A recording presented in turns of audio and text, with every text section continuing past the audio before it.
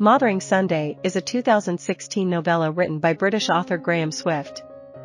Like much of Swift's writing, it has a psychological bent, exploring the relationship between history and memory. Swift won the Booker Prize for his 2006 novel Last Orders and is a Fellow of the Royal Society of Literature. It is March 30, 1924, in the upper-middle-class house of Beechwood in Berkshire, southern England. Jane Fairchild, the novel's protagonist, is a 22-year-old maid working for Mr. and Mrs. Niven, the owners of Beechwood. She has the holiday, Mothering Sunday, off and is considering what to do with the free time. The house will be empty because the Nivens are going out for the day to celebrate the upcoming wedding between the daughter of another local family, the Hopdays, and Paul Sheringham. Paul, who is the son of a nearby family, is also Jane's secret lover.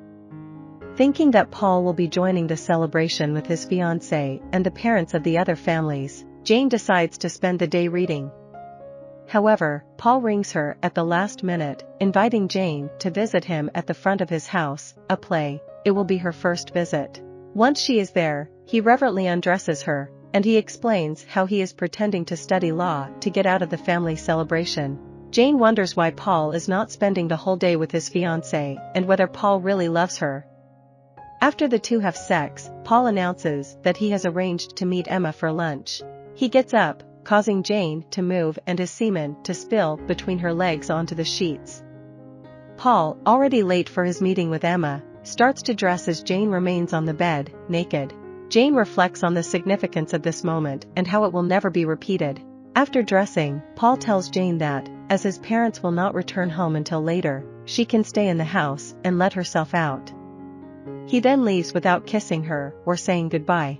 Jane, still naked, proceeds to explore the house.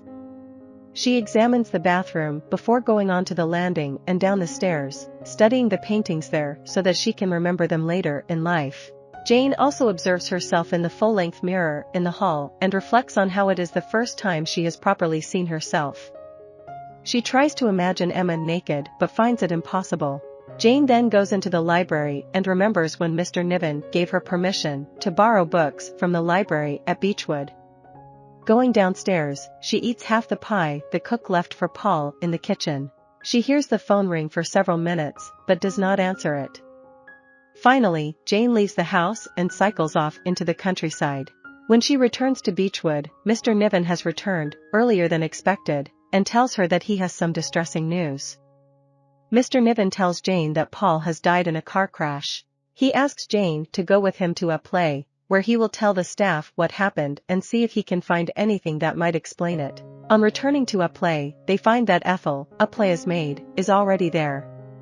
She has closed the window of Paul's room and tidied up.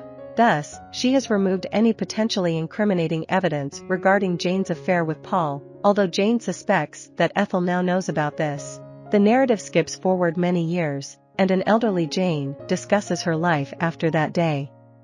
She got a job in a bookshop in Oxford, and her employer gave her her first typewriter. She met her husband, a philosophy lecturer called Donald, at Oxford as well, marrying him in 1933.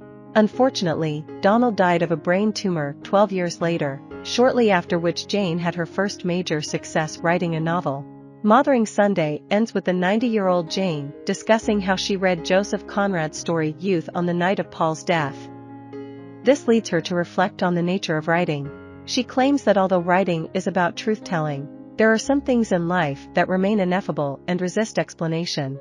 I hope you enjoyed this video. Leave a like if you did and be sure to subscribe. Thank you.